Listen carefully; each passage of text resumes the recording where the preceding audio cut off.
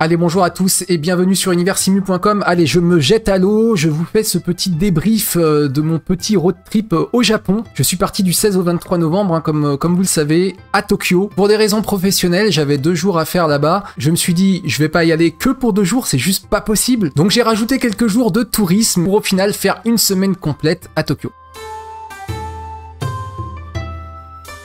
Alors dans cette vidéo, c'est pas une vidéo Club Med, hein, je vais pas vous montrer forcément, enfin je vais vous en montrer quelques-unes, mais je ne suis pas là pour vous montrer des belles images, je suis surtout là pour vous dire que si moi, avec mon petit niveau d'anglais et mon niveau 0 de japonais, j'ai réussi à le faire, comme ça, avec ma bite et mon couteau, tout le monde peut le faire. Je suis vraiment là pour vous rassurer et pour vous inciter à aller à Tokyo et au Japon de manière générale parce que c'était absolument génial.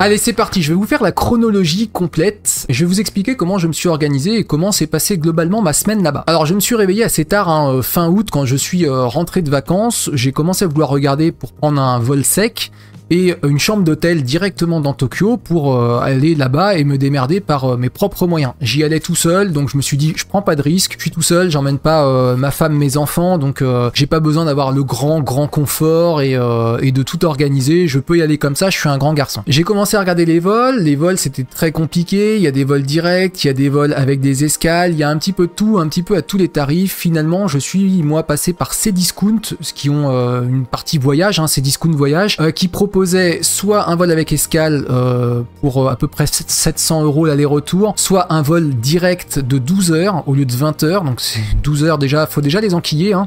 C'est déjà assez dur, donc 12 heures de vol plus les 8 heures de décalage, croyez-moi que c'était déjà pas évident. Donc j'ai préféré partir sur cette option-là plutôt que de me dire que je vais passer une semaine dans l'avion, quoi. Donc j'ai pris l'option à 1000 balles pour faire l'aller-retour chez Air France avec à bord d'un A350, vraiment top, un super avion, hyper confortable, où on peut marcher, on peut, voilà, assez silencieux en plus, assez moderne. Donc un vol de 12 heures qui était assez long, est quand même plutôt bien passé. Pour l'hôtel, je suis également passé par Cdiscount, Cdiscount Voyage qui m'a proposé le meilleur tarif dans un petit hôtel, dans un quartier que j'avais repéré déjà sur Google Maps, et l'hôtel s'appelle le Web Hotel. Alors c'est un hôtel on ne peut plus simple, c'est en gros une piole avec une salle de bain, il n'y a pas de petit-déj, puisque de toute façon je voulais vraiment sortir, m'immerger dans la culture japonaise et venir, bah voilà, y aller, rentrer dans les restaurants, voir la culture jap et manger japonais aussi.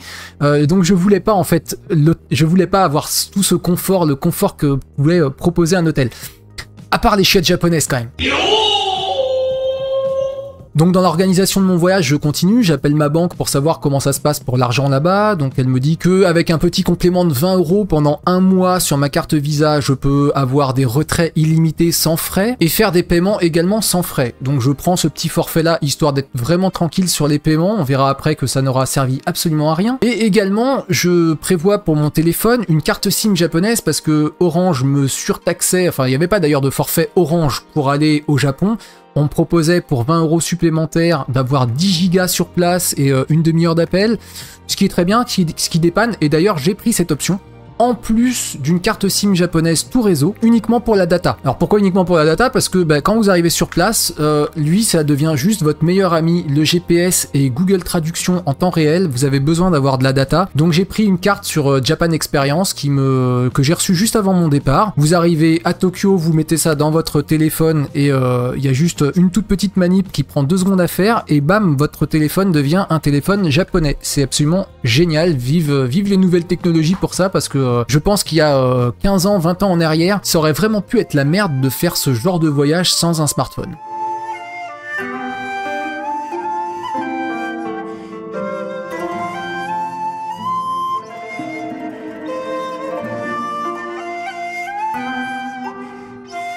Donc voilà, alors après pour la visite, ça a été très simple, je me suis amusé avec ChatGPT, bah ouais, avec une intelligence artificielle, je lui ai dit je pars de telle date à telle date dans tel quartier, fais-moi un planning de visite. ChatGPT a été absolument remarquable. Déjà, premier truc qu'il m'a dit, c'est vous avez choisi un bon quartier.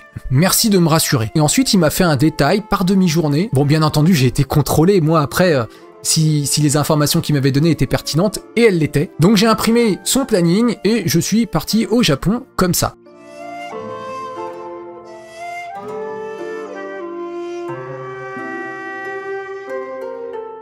Alors j'ai pris l'avion à Charles de Gaulle un matin à 9 h et je suis arrivé en gros le lendemain à 8 h. Bah ouais, 12 heures de vol plus 8 heures de décalage horaire, ça faisait plus 20 heures, donc je suis arrivé à 4 h du mat, un truc comme ça, à Tokyo Haneda, complètement fracassé parce que j'avais pas dormi, parce que dans l'avion, il y avait des caméras extérieures où on pouvait voir l'avion, on se serait cru dans Flight Simulator, il y avait des séries télé, des films qui venaient de sortir au cinéma, bref, j'ai passé 12 heures d'avion à marcher dans l'avion pour me dégourdir les pattes et à regarder des films. Et accessoirement, à bouffer. Bref, je suis arrivé donc là-bas très tôt le matin et donc mon premier challenge a été de prendre le train à Tokyo. Et là, j'étais un petit peu en panique. Bah ouais, la barrière de la langue, elle est dans les deux sens. C'est-à-dire que moi, je ne parle pas japonais, je parle très peu anglais. Mais en face de ça, on a des japonais qui ne parlent pas français, qui ne parlent pas anglais plus que ça. C'est un anglais plus que scolaire. Moi, je suis une quiche en anglais, mais les japonais sont pires que moi. Alors j'ai une amie d'enfance qui est prof de langue au Japon, que j'ai retrouvé d'ailleurs là-bas, et qui m'a expliqué un petit peu la méthode d'apprentissage de l'anglais par les japonais. Et en fait, je comprends mieux pourquoi ils parlent très très mal anglais. Du coup, la première personne à qui j'ai affaire ne comprend absolument pas ce que je veux, je lui montre l'endroit où je veux aller, et Google Maps qui me dit de prendre un train qui va du point A à un point B devant mon hôtel. La personne très gentille me dit qu'elle n'est pas d'accord, que normalement, il faut pas prendre un train, mais il faut prendre un train plus un métro. Alors je lui dis, d'accord, très très bien, mais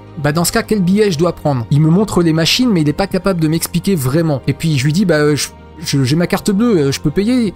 Ah non, non, non, ici c'est que du cash. Et c'est pour ça tout à l'heure je vous disais, j'ai pris une petite option sur ma carte Visa pour avoir le moins de frais possible, mais en fait ça m'a servi à rien. Je suis allé à un distributeur dans l'aéroport, j'ai sorti 300 €, et ces 300 € m'ont fait la semaine. Oui, 300 € tout seul, la semaine. La vie au Japon ne coûte vraiment que dalle. C'est hallucinant. Bref, je reviens du distributeur. Heureusement pour moi, j'ai affaire à quelqu'un qui parle un petit peu d'anglais, qui voit là où je veux aller et qui me confirme bien que je n'avais que un train à prendre. Le mec super sympa m'amène carrément sur le distributeur de tickets, me prend mon ticket pour moi, j'ai juste à payer, je monte dans le train. Au passage, je découvre une gare et un train ultra propre. Je vous jure, le ton est donné, j'arrive dans une ville qui est 10 fois plus propre qu'un parc Disney. Non, c'est pas la bonne référence parce que Disney c'est dégueulasse. Bref, je monte dans mon train, je descends, 300 mètres après, je suis dans mon hôtel. À l'hôtel, je suis accueilli par un japonais qui parle anglais, donc tout va bien, je suis sauvé, je peux poser mes affaires. Et le premier truc que j'ai fait, et d'ailleurs ChatGPT me le conseillait également, c'est vraiment drôle, c'est de me reposer. J'ai même pas eu le temps de découvrir ma chambre, je me suis allongé complètement mort sur le lit et j'ai fait une sieste jusqu'à 15 h. À 15 h, je suis sorti découvrir un petit peu le quartier d'Asakusa, le long de la rivière Sumida. C'était un cadre absolument magnifique. Vraiment, à 15 h, je suis sorti, il n'y avait personne dans les rues. On est dans une des villes les plus peuplées du monde et il n'y a pas un bruit, pas une odeur. C'est propre. Sincèrement, cette première excursion au Japon, elle m'a laissé sans voix. Vraiment.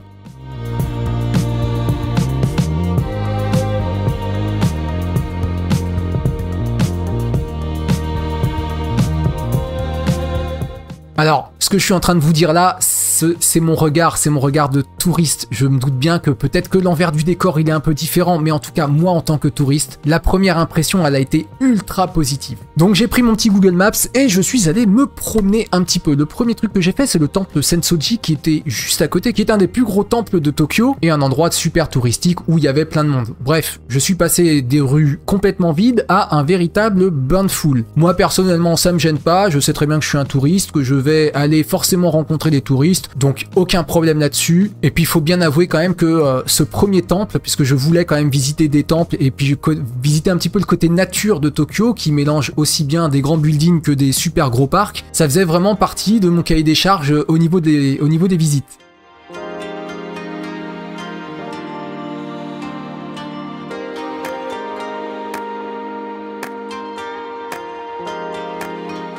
Bref, je me suis promené tranquillement et puis tout d'un coup à 16 h 30, j'ai été un peu surpris parce que il s'est mis assez subitement à faire nuit. Alors ouais, au Japon, il y a le décalage horaire, mais on est en plus pas du tout calé pareil au niveau du soleil. En gros, à 5h30, le soleil se lève tranquillement en plein mois de novembre, mais à 4h30, il fait nuit. Et il fait pas que nuit, on passe également de 20 degrés en température extérieure en plein soleil, parce que j'ai eu la chance d'avoir un super soleil, à 6-8 degrés, et tout ça en l'espace d'une heure. Donc j'étais content, j'avais prévu des affaires assez chaudes, mais je peux vous dire que j'en ai vu quand même pas mal qui se caillaient un petit peu le cul dans les rues. Bref, j'ai continué ma visite comme ça, tranquille, jusqu'au soir, où bien entendu, il a fallu manger, et là, ça a été absolument la fête du slip total. Je suis allé au Japon entre autres pour les raisons culinaires, parce que la cuisine japonaise c'est juste oufissime. Voilà, ça a été open bar pendant une semaine. Hein. Mais le pire dans tout ça, c'est que un repas, enfin en tout cas quand je dis un repas, c'est j'ai pas fait spécialement d'entrée, j'ai pas fait spécialement de dessert, mais un plat principal, un truc qui vous colle au ventre, mais en gros, je mangeais le soir, mais je mangeais pas le lendemain matin tellement j'avais bouffé. Et je dis bien bouffé parce que je me suis fait vraiment exploser de bide. J'en avais pour 1200 yens à peu près, ce qui correspond à 8 euros. Et ça, c'était dans un restaurant. Parce que vous avez également de la bouffe de rue, qui est d'ailleurs excellente. Et de la bouffe de rue, il y en a tous les 3 mètres. Vous faites 3 pas, boum, il y a un petit stand avec de la bouffe. Vous continuez un petit peu, boum, il y en a un autre. Vous regardez en face, il y en a un autre. Il y a de la bouffe absolument partout. Et à chaque fois, c'est des petits trucs à emporter. Des brochettes, des bunes, des trucs comme ça, c'est 300, 400 yens, c'est que dalle, et en fait vous passez un temps monstrueux à bouffer. Et pour vous dire, le resto le plus cher que j'ai fait, ça a été un resto de sushi où on m'a amené une planche en bois absolument énorme, j'en ai eu pour 3000 yens avec ma bière quand même. Donc 3000 yens ça fait quoi, 18 euros, et je me suis forcé à finir parce que je me suis dit, comme je connais pas les coutumes locales, je me suis dit, est-ce que c'est peut-être mal vu de commander plein de trucs et de pas tout bouffer en fait. Il y avait aussi ce petit regard là, parce que ça c'est des coutumes locales, je ne sais pas, comment ils vivent là-bas. Je sais par exemple que dans les restaurants, c'est à celui qui fera le plus de bruit pour boire sa soupe. Bon, ça m'a bien fait rire, mais voilà. Je m'en suis foutu plein le ventre pendant une semaine et je vous dis, j'ai sorti 300 euros à l'aéroport en arrivant et quand j'ai repris l'aéroport une semaine après, j'avais 0. J'ai claqué 300 balles de bouffe et de petits souvenirs. Et je ne suis vraiment, mais vraiment pas privé. Bon, encore une fois, cette vidéo, c'est pas le Club Med. Je vais quand même vous mettre une petite séquence de 3 minutes avec quelques lieux que j'ai visités, des temples, des parcs, la Sky Tree Tower qui est absolument énorme, plus de 600 mètres de haut, le deuxième étage accessible pour 3000 yens, donc 18 euros à 450 mètres de haut, qui vous donne une vue totale sur Tokyo, et là vous vous sentez tout petit, mais également un super beau coucher de soleil sur le mont Fuji, c'est juste à tomber. Allez, je vous laisse regarder et je vous fais le petit bilan juste après.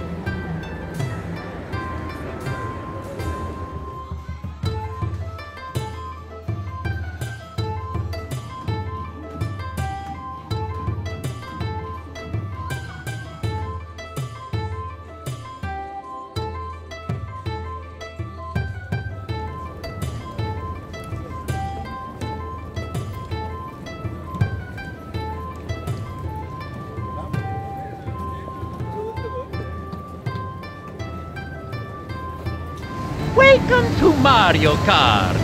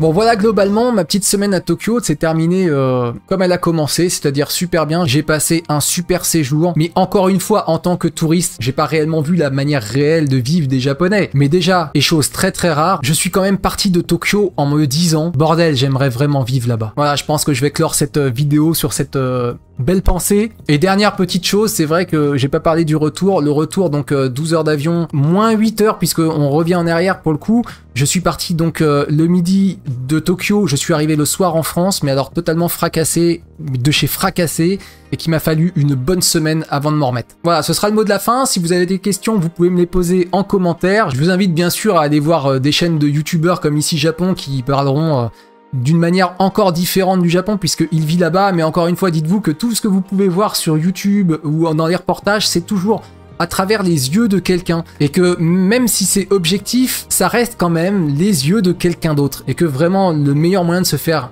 sa propre opinion sur cette façon de vivre des Japonais, bah c'est de vous y rendre. Voilà, c'est la fin de cette vidéo, j'espère qu'elle vous aura plu. Merci à tous de l'avoir suivi, et je pense à l'année prochaine pour une vidéo sur Kyoto ou Osaka. Allez, à bientôt.